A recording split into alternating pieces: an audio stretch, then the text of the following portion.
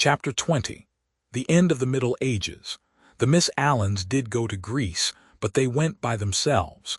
They alone of this little company will double Malea and plough the waters of the Saronic Gulf.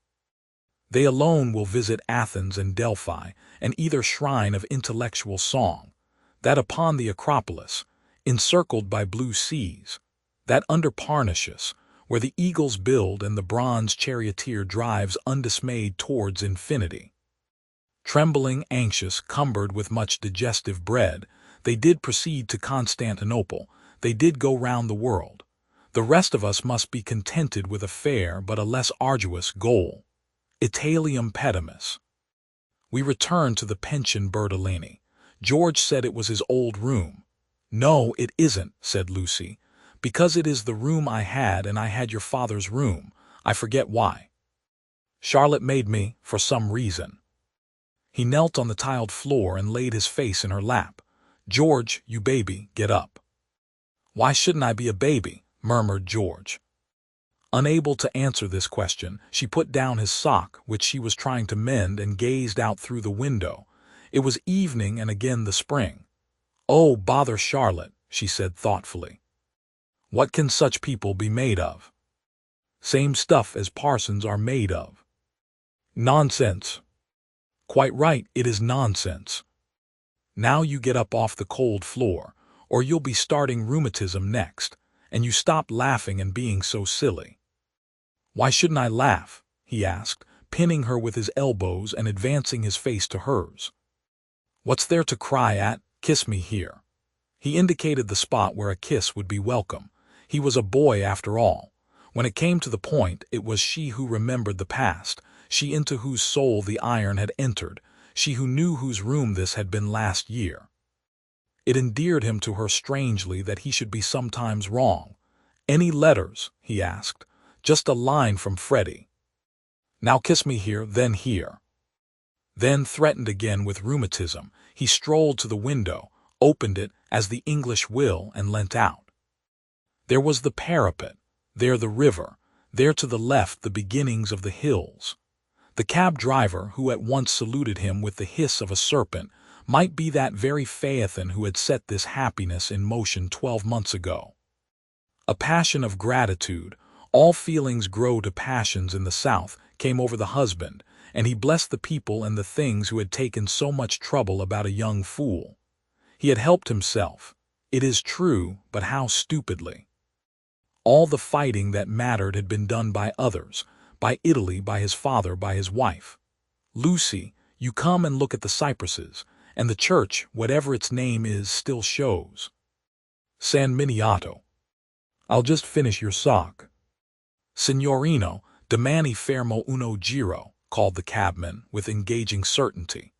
George told him that he was mistaken. They had no money to throw away on driving.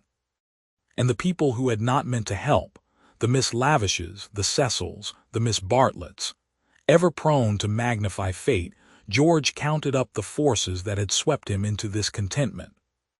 Anything good in Freddie's letter? Not yet. His own content was absolute, but hers held bitterness. The Honeychurches had not forgiven them. They were disgusted at her past hypocrisy. She had alienated Windy Corner perhaps forever. What does he say? Silly boy, he thinks he's being dignified. He knew we should go off in the spring. He has known it for 6 months, that if Mother wouldn't give her consent, we should take the thing into our own hands. They had fair warning, and now he calls it an elopement. Ridiculous boy. Signorino, domani fermo uno giro. But it will all come right in the end.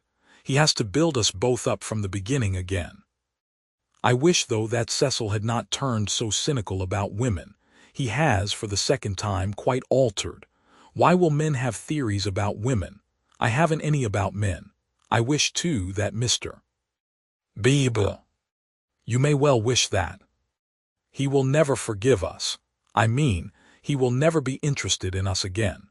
I wish that he did not influence them so much at Windy Corner. I wish he hadn't. But if we act the truth, the people who really love us are sure to come back to us in the long run.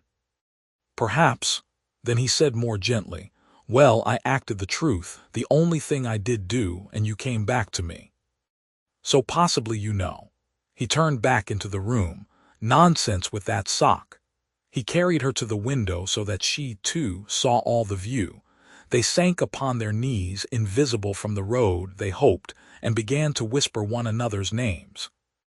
Ah, it was worthwhile. It was the great joy that they had expected, and countless little joys of which they had never dreamt. They were silent. Signorino de Manny Fermo. "Oh, bother that man."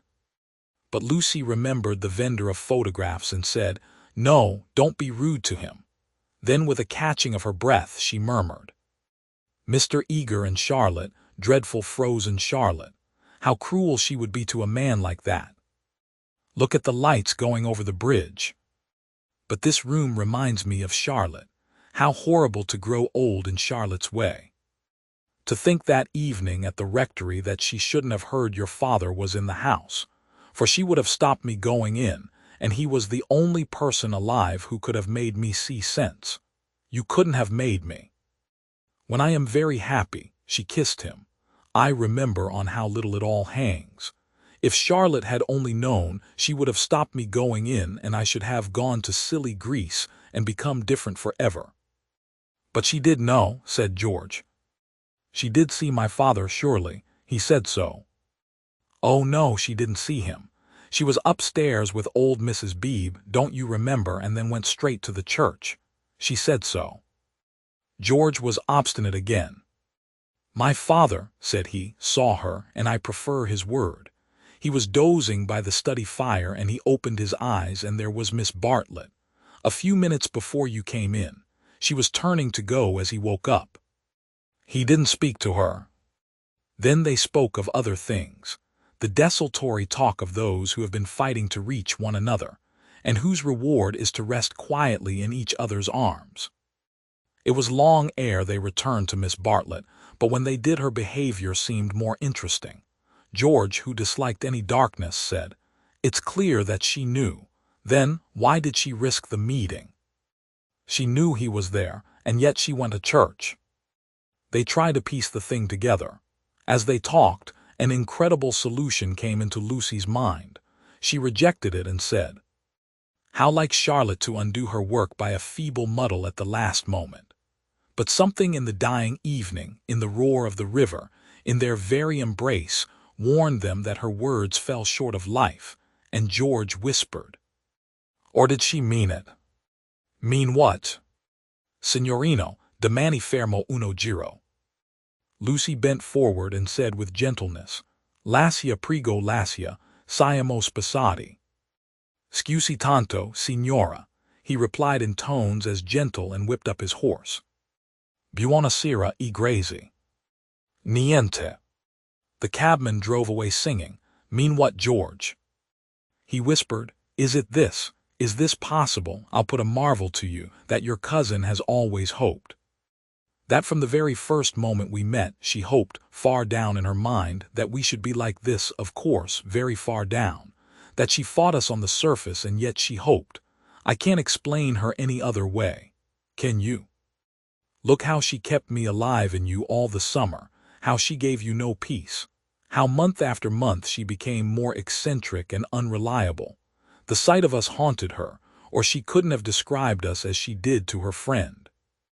There are details it burnt. I read the book afterwards. She is not frozen, Lucy, she is not withered up all through. She tore us apart twice, but in the rectory that evening she was given one more chance to make us happy. We can never make friends with her or thank her, but I do believe that, far down in her heart, far below all speech and behavior, she is glad. It is impossible, murmured Lucy, and then, remembering the experiences of her own heart, she said, No, it is just possible.